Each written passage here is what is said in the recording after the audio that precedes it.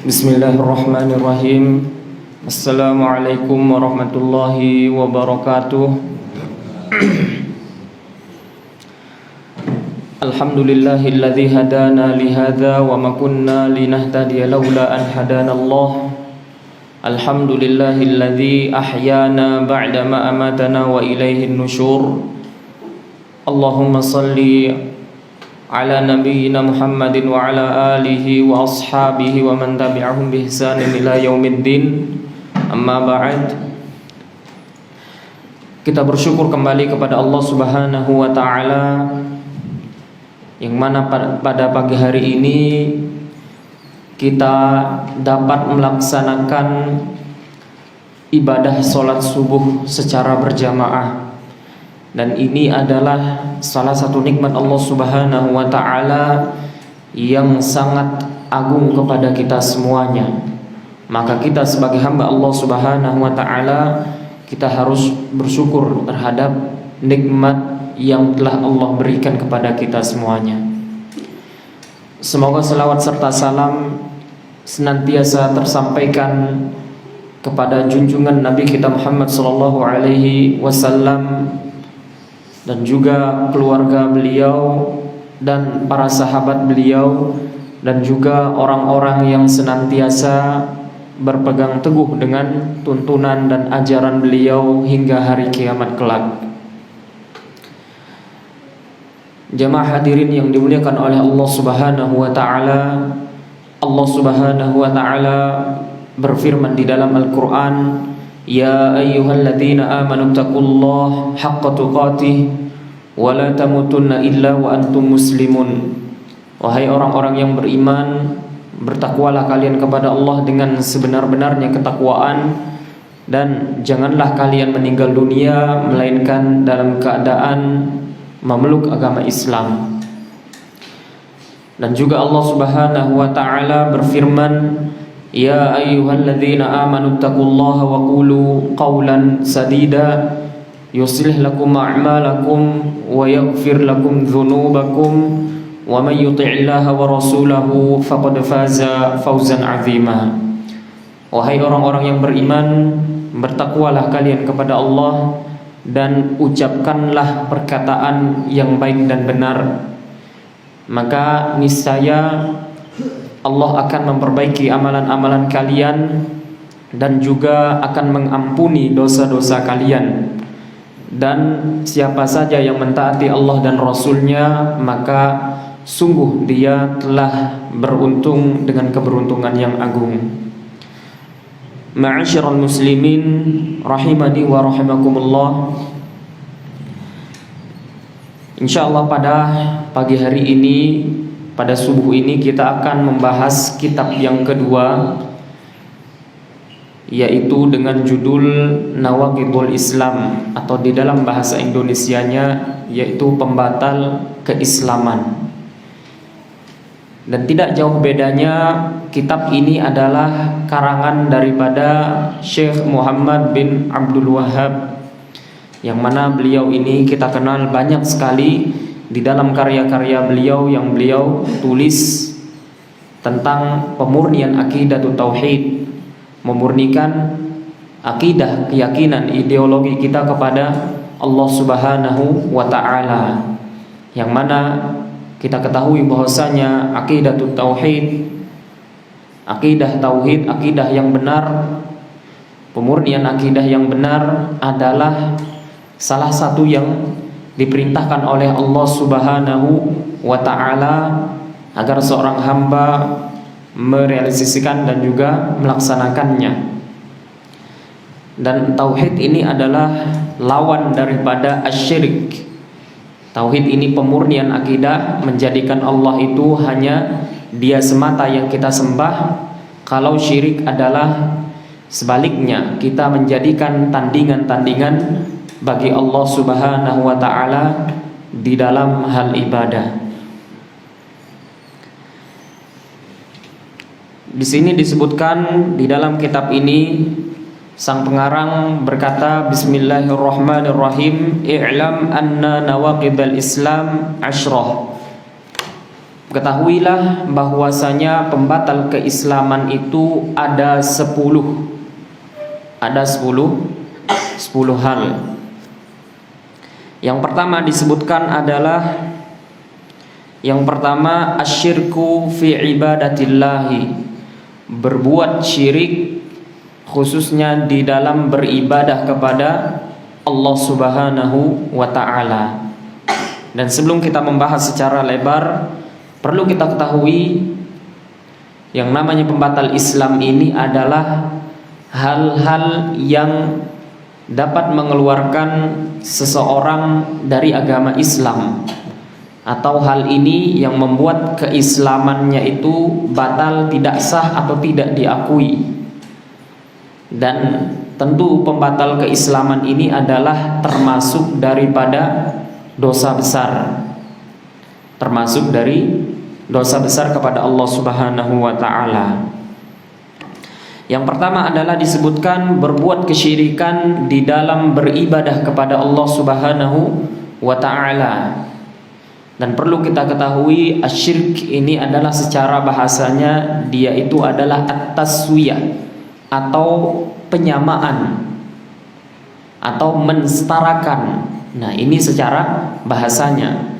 Kemudian di dalam istilah syar'inya banyak para ulama mendefinisikan bahwasanya syirik ini adalah menjadikan tandingan-tandingan bagi Allah Subhanahu wa ta'ala dalam hal ibadah, menjadikan sesembahan selain Allah di dalam hal ibadah.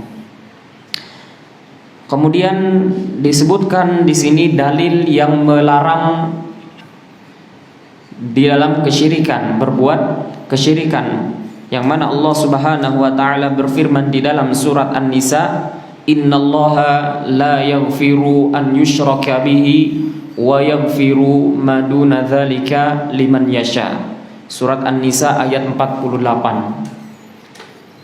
Di dalam ayat ini yang artinya sesungguhnya Allah tidak mengampuni dosa orang yang berbuat kesyirikan kepadanya. Wa yaghfiru ma duna dzalika liman yasha, dan Allah mengampuni dosa selain kesyirikan bagi siapa saja yang Allah kehendaki. Nah, bisa kita lihat dan menyimpulkan di sini ketika Allah berfirman innallaha la yaghfiru an yushraka bihi. Sesungguhnya Allah itu tidak memberi ampunan kepada orang yang berbuat kesyirikan kepadanya. Artinya di sini maksudnya kalau dia meninggal dunia sebelum dia bertaubat, atau dia meninggal dunia di atas kesyirikan, maka Allah otomatis tidak mengampuni dosanya. Makanya kenapa kita bilang bahwasanya dosa kesyirikan itu adalah dosa yang paling berat di sisi Allah Subhanahu wa ta'ala. Tidak ada lagi dosa yang lebih parah daripada kesyirikan ini, sampai Allah pun tidak memberi sedikit pun peluang untuk dia bisa diampuni, kecuali sebelum dia meninggal dunia itu sudah bertaubat kepada Allah Subhanahu wa ta'ala. Dan kalau kita menilik membuka Al-Quran dari juz yang pertama sampai juz yang terakhir, maka kebanyakan atau sepertiga dari Al-Quran ini akan mengajak kepada pemurnian akidah kepada Allah Subhanahu wa ta'ala, atau pemurnian ibadah kepada Allah Subhanahu wa ta'ala. Nah, ini menunjukkan bahwasanya Allah itu tidak memberi ampunan sedikit pun kepada orang yang berbuat kesyirikan kepadanya. Maka kita harus berhati-hati di dalam hal kesyirikan ini. Dan banyak sekali berbagai macam model kesyirikan ini. Tapi akan tetapi Allah pun di sisi lain wa yaghfiru ma duna dzalika liman yasha, dan Allah itu mengampuni dosa selain kesyirikan bagi siapa saja yang Allah kehendaki. Artinya kalau orang meninggal dunia, meninggal selain dia melakukan dosa kesyirikan, itu masih ada peluang untuk Allah memberi ampunan kepadanya. Semisal dosa pembunuhan misalnya, dosa perampokan dan sebagainya, itu masih diberi kasih sayang oleh Allah Subhanahu wa ta'ala. Tapi kalau sudah tarafnya menyembah kepada selain Allah, berbuat kesyirikan itu tidak ada toleransi dari Allah Subhanahu wa ta'ala. Maka ini yang harus kita waspadai, dosa kesyirikan ini. Karena otomatis kalau dosa kesyirikan ini kita lakukan, amalan-amalan yang sebelumnya pun tidak akan berguna. Artinya otomatis terhapus amalan kita. Demikian ketika Allah menyatakan di dalam Al-Quran, ya, la in asyrakta la yahbatanna amaluka wa la takunanna minal khasirin. Jika engkau berbuat kesyirikan, benar-benar buat kesyirikan kepada Allah Subhanahu wa ta'ala, la yahbatanna amaluka, maka sungguh-sungguh benar-benar amalanmu akan terhapus, wa la takunanna minal khasirin, dan benar-benar engkau akan termasuk daripada orang-orang yang merugi. Nah, di sini sangat jelas Allah menyebutkan bahwasanya dosa kesyirikan ini sangat parah efek sampingnya. Bahkan dia tidak diberi ampunan, selain itu pun amalannya terhapus. Kemudian Allah Subhanahu wa ta'ala pun menyebutkan di dalam ayat yang lain yang melarang kesyirikan ini. Allah Subhanahu wa ta'ala berfirman, laqad kafara alladziina qalu innallaha huwal masih ibnu maryam. Sungguh telah kafir orang yang berkata bahwasanya Allah adalah Al-Masih ibnu Maryam, bahwasanya Allah itu adalah Isa ibnu Maryam, Isa anaknya Maryam. Wa qala al-Masihu ya bani Israil a'budullaha rabbi wa rabbakum. Akan tetapi di sisi lain Nabi Isa itu berkata kepada Bani Israel, wahai Bani Israel, sembahlah Allah Tuhanku dan juga Tuhanmu. Artinya di sini Nabi Isa sendiri tidak pantas untuk dia disembah, malah dia itu menyuruh Bani Israel, menyuruh umat manusia untuk menyembah Allah Subhanahu wa ta'ala sebagai sesembahan yang berhak untuk diibadahi. Kemudian di dalam ayat selanjutnya Allah Subhanahu wa ta'ala berfirman, innahu man yusyrik billahi faqad harramallahu alaihil jannah wa ma'wahun nar. Sesungguhnya siapa saja yang berbuat kesyirikan kepada Allah, maka Allah telah mengharamkan baginya surga dan tempatnya pun otomatis di neraka.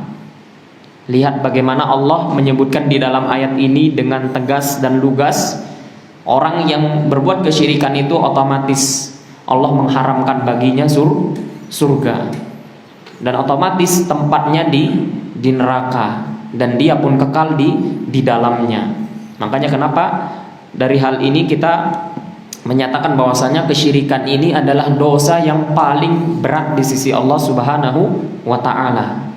Dari yang pertama tadi, Allah tidak memberi ampunan sedikit pun kalau dia meninggal dunia. Kemudian Allah pun menghapus segala amalannya. Kemudian juga yang ketiga yang Allah sebutkan tadi, Allah langsung mengharamkan baginya surga dan dia kekal di dalam neraka. Kalau kita menilik di dosa-dosa yang lain, tidak ada yang seberat ini yang pernah Allah hukum pelaku dosa tersebut.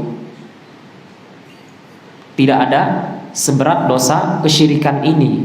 Maka selayaknya kita harus berhati-hati dari dosa kesyirikan ini, karena ini adalah dosa yang paling berat di sisi Allah Subhanahu wa ta'ala.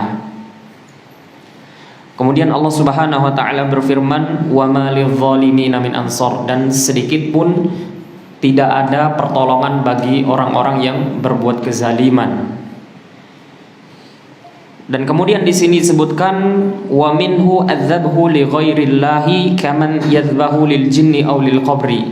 Nah, kemudian di sini sang pengarang mulai merincikan contoh daripada kesyirikan ini adalah semisal orang itu menyembelih kepada selain Allah Subhanahu wa ta'ala, entah menyembelih kepada pohon yang dikeramatkan, atau semisal orang-orang Hindu biasanya itu menyembelih kepada patung-patung mereka yang mereka buat dengan tangan mereka sendiri, atau menyembelih kepada kuburan. Nah, maka ini semuanya adalah contoh daripada kesyirikan kepada Allah Subhanahu wa ta'ala. Atau misalnya orang yang menyembelih kepada jin. Ini biasanya perilaku para dukun dan juga para penyihir. Mereka itu menjadikan jin ini sekutu bagi mereka, atau orang yang menyembelih kepada kuburan, bertabarruk kepadanya. Maka ini kita harus mewaspadai semuanya. Di dalam akidah Islamiyah, akidah tauhid, pemurnian akidah ibadah kepada Allah, kita hanya boleh beribadah hanya kepada Allah Subhanahu wa ta'ala. Mau menyembelih, kita harus menyembelih karena Allah dan menyebut namanya, tidak boleh nama orang lain yang ada di situ. Mau orang Nabi Isa, mau dia nabi, mau dia malaikat, itu tidak boleh disamaratakan di sisi Allah Subhanahu wa ta'ala. Makanya konsekuensi daripada tauhid ini, hanya kita itu memurnikan ibadah, hanya beribadah kepada Allah. Tidak boleh menyamakan tandingan di sisi Allah Subhanahu wa ta'ala, khususnya dalam hal ibadah. Itu yang pertama, yaitu dosa yang pertama adalah pembatal keislaman yang pertama, yaitu berbuat kesyirikan di dalam beribadah kepada Allah Subhanahu wa ta'ala. Kemudian yang selanjutnya, yang kedua, pembatal keislaman yang kedua adalah man ja'ala bainahu wa bainallahi wasa'id. Orang yang menjadikan antara dirinya dan di antara Allah Subhanahu wa ta'ala sebuah wasilah. Sebuah wasilah. Yad'uuhum wa yas'aluhum syafa'ah. Dia itu meminta berdoa kepada wasilah tersebut, dan juga meminta pertolongan syafaat dari wasilah tersebut. Wa yatawakkalu alaihim, dan dia pun bertawakal kepada wasilah tersebut. Maka hal ini kufur secara ijma' ahlul ilmi. Ulama telah berijma' bahwasanya hal meminta wasilah untuk mendekatkan diri kepada Allah Subhanahu wa ta'ala ini adalah hal tindak kekufuran. Contohnya semisal dia meminta kepada kuburan agar permintaannya dikabulkan, agar dia itu bisa mendekatkan dirinya kepada Allah Subhanahu wa ta'ala, maka hal ini dilarang oleh Allah Subhanahu wa ta'ala. Jika kita ingin berdoa, langsung saja berdoa kepada Allah Subhanahu wa ta'ala. Tidak boleh kita meminta, wahai kuburan, tolong saya, misalnya sampaikan kepada Allah, ada saya punya keperluan hajat seperti ini. Nah, maka hal ini dilarang di dalam agama kita, agama Islam. Dia saja kalau kita lihat, orang yang di dalam kuburan itu belum tentu juga selamat dia. Siapa yang menjamin dia selamat? Kemudian kita meminta kepada orang yang tidak ada jaminan bagi dirinya selamat di hadapan Allah Subhanahu wa ta'ala. Nah, maka di dalam akidah Islam kita dilarang untuk berbuat demikian.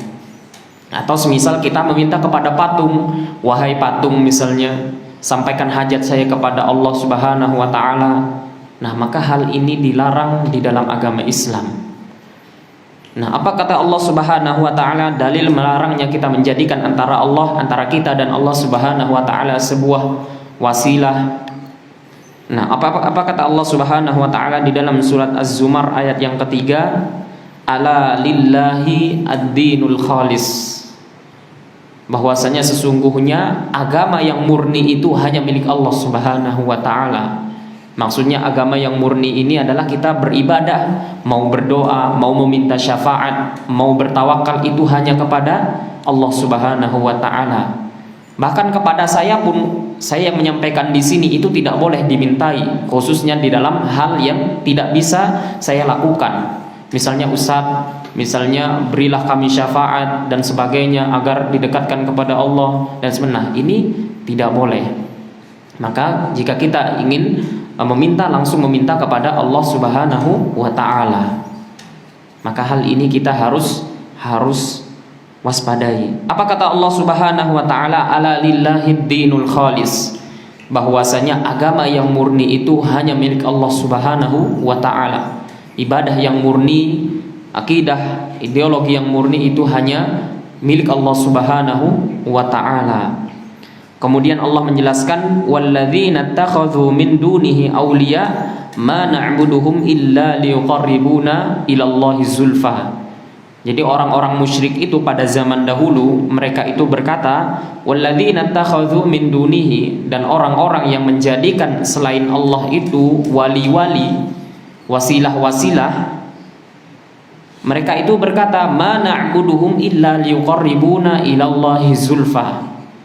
Jadi mereka itu kaum musyrikin pada zaman dahulu mereka berkata kami tidak menyembah kepada orang-orang soleh ini, kami tidak meminta kepada kuburan ini, kami tidak meminta kepada patung ini, kecuali tujuannya agar mereka itu bisa mendekatkan kami kepada Allah Subhanahu wa ta'ala. Maka hal ini dilarang oleh Allah Subhanahu wa ta'ala. Alasan mereka itu agar mereka itu bisa didekatkan kepada Allah Subhanahu wa ta'ala. Padahal mereka yang menjadi wasilah itu sendiri pun belum tentu selamat di hadapan Allah Subhanahu wa ta'ala. Tidak ada jaminan mereka itu bisa selamat di hadapan Allah Subhanahu wa ta'ala. Kemudian bagaimana bisa menyelamatkan kita yang meminta tolong kepada mereka? Nah, maka ini adalah akidah Islamiyah, akidah yang murni. Kita itu jika ingin meminta syafaat, pertolongan entah di hari kiamat ataupun bertawakal, menyerahkan segala perkara kita itu hanya kepada Allah Subhanahu wa ta'ala. Bahkan setingkat selevel Nabi pun itu tidak boleh kita mendekatkan diri atau bertawakal atau menjadikan Nabi itu wasilah, itu tidak boleh. Dan ini adalah akidah Islamiyah. Kita dituntun oleh Nabi kita Muhammad SAW untuk memurnikan ibadah. Kalau kita ingin berdoa, kita ingin meminta syafaat, kita ingin bertawakal, menyerahkan segala perkara kita, urusan kita hanya kepada Allah Subhanahu wa ta'ala. Maka kata Allah Subhanahu wa ta'ala di ayat yang selanjutnya, innallaha yahkumu bainahum fima hum fihi yakhtalifun. Sesungguhnya Allah itu akan memberikan keputusan kepada mereka nanti di hari kiamat tentang apa yang mereka perselisihkan. Innallaha la yahdi man huwa kadzibun kafar. Sesungguhnya Allah tidak memberikan petunjuk kepada orang yang berdusta dan juga orang yang kufur kepadanya.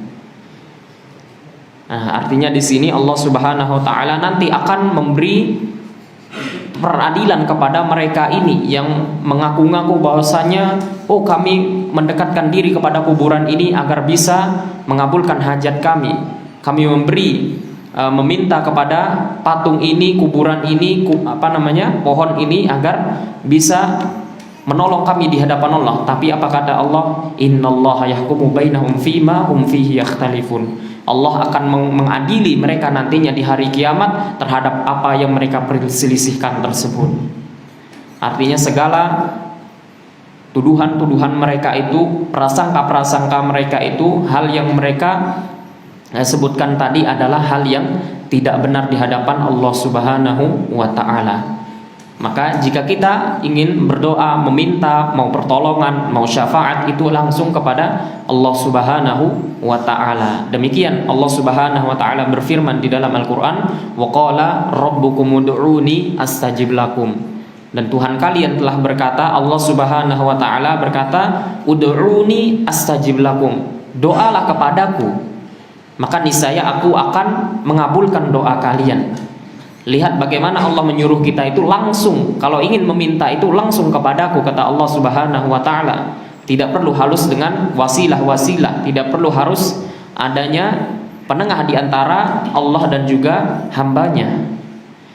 Dan di sisi lain pun di dalam surat ayat yang lain Allah Subhanahu wa ta'ala berfirman, wa idza sa'alaka ibadi anni fa inni qarib. Katakanlah wahai Muhammad, apabila ada dari hamba-hambaku yang mereka itu meminta berdoa kepadaku, maka katakanlah fa inni qarib, aku itu dekat kepadanya. Artinya hal ini kita tidak perlu harus ada wasilah di antara kita dengan Allah, harus ada penengah dan sebagainya. Nah, maka inilah akidah yang benar. Maka di ayat yang tadi Allah Subhanahu wa taala berfirman, wa idza sa'alaka ibadi anni fa inni qarib ujibu da'watad da'i idza da'an. maka niscaya aku akan mengabulkan permohonan doa orang-orang atau para hambaku jika mereka berdoa kepadaku. Lihat bagaimana Allah Subhanahu wa taala, jika kita berdoa kepadanya, insya Allah doa-doa kita itu akan dikabulkan oleh Allah Subhanahu wa taala. Tidak perlu lagi wasilah-wasilah. Wasilah ini pun kita belum tahu siapa dia, apakah dia itu selamat di sisi Allah, apakah dia itu mendapat jaminan dari Allah Subhanahu wa taala, kita tidak tahu. Maka kalau kita menilik dari dalil-dalil yang ada, Allah menyuruh kita untuk langsung berdoa kepadanya. Tidak perlu harus ada wasilah antara kita dengan Allah Subhanahu wa taala. Dan demikianlah Allah menyebutkan hal ini agar kita menjauhi segala bentuk kesyirikan kepada Allah Subhanahu wa taala, agar akidah kita semakin murni, ibadah kita kepada Allah Subhanahu wa taala itu semakin murni. Demikian ketika Allah Subhanahu wa taala menyebutkan di dalam surat Al-Bayyinah, "Wa ma umiru illa liya'budullaha mukhlishina lahuddin." Tidaklah mereka itu diperintahkan oleh Allah Subhanahu wa taala kecuali untuk wa ma umiru illa liya'budullaha mukhlishina lahuddin. Tidaklah mereka itu diperintahkan oleh Allah Subhanahu wa taala melainkan agar mereka itu memurnikan ibadah kepada Allah Subhanahu wa taala hunafa lahuddin, dan secara akidah yang lurus kepada Allah Subhanahu wa taala. Maka segala bentuk hal kesyirikan kepada Allah Subhanahu wa taala senantiasa kita harus mewaspadainya dan juga menjauhi segala sarana-sarana yang mengantarkan kita kepada berbuat kesyirikan kepada Allah Subhanahu wa taala. Dan ingat bahwasanya di dalam masalah kesyirikan ini yang berat adalah syirkun akbar, syirik yang bentuknya besar. Jadi syirik itu terbagi menjadi dua, ada syirik besar dan juga ada syirik yang kecil. Kalau syirik yang besar ini yang tidak bisa diampuni oleh Allah Subhanahu wa taala, yang tidak diberi toleransi sedikit pun. Yang tadi kita sebutkan, kalau dia itu berbuat kesyirikan yang besar tadi, dia tidak diampuni oleh Allah kalau dia meninggal dunia. Otomatis amalannya terhapus. Kemudian Allah mengharamkan baginya surga. Kemudian dia kekal di dalam neraka. Nah, ini adalah syirik besar, yang mana dia itu menyembah kepada selain Allah Subhanahu wa taala. Adapun syirik yang kecil itu masih di tarafnya, masih di dalam kehendak Allah Subhanahu wa taala. Semisal contoh syirik yang kecil ini adalah seperti berbuat riya. Berbuat riya ini adalah contohnya kita ingin dilihat oleh orang. Contoh dia sholat misalnya di masjid ini, tapi di dalam hatinya dia perbagus sholatnya, tapi tujuannya apa? Untuk agar orang lain itu bisa melihat sholatnya yang bagus. Atau contoh yang lain lagi, syirik yang kecil seperti sum'ah, agar dia itu didengar oleh orang lain itu dia itu adalah orang yang baik. Contohnya dia baca Al-Quran dengan bacaan yang bagus, dia memperindah bacaannya agar orang lain itu mendengar, oh orang ini bagus dan sebagainya. Nah, maka ini termasuk daripada kategori syirik yang kecil. Maka kita harus berlindung kepada Allah Subhanahu wa taala dari segala bentuk kesyirikan, mau yang besar ataupun mau yang kecil, dan juga kita memohon kepada Allah Subhanahu wa taala agar akidah kita, keislaman kita benar-benar murni kepada Allah Subhanahu wa taala semata. Tidak ada sedikit pun campuran daripada segala bentuk kesyirikan kepada Allah Subhanahu wa taala. Dan kita memohon juga kepada Allah Subhanahu wa taala agar Allah Subhanahu wa taala mengkokohkan keimanan kita dan juga akidah kita di dalam ketaatan kepadanya. Allahumma ya muqallibal qulub tsabbit qulubana ala dinik wa ya musarrifal qulub sarrif qulubana ala taatik. Dan juga kita memohon kepada Allah Subhanahu wa taala agar kita senantiasa diberi kekuatan, kemampuan khususnya dalam menjalankan ibadah puasa kita. dan juga dalam menjalankan qiyamul lail kita, tarawih kita, tahajud kita kepada Allah Subhanahu wa taala. Wallahu waliyyu dzalika wal qadiru alaihi, wabillahi taufik wal hidayah, wa akhiru da'wana anil hamdulillahi rabbil alamin. Subhanakallahumma wa bihamdika asyhadu an la ilaha illa anta astaghfiruka wa atubu ilaika. Wassalamu alaikum warahmatullahi wabarakatuh.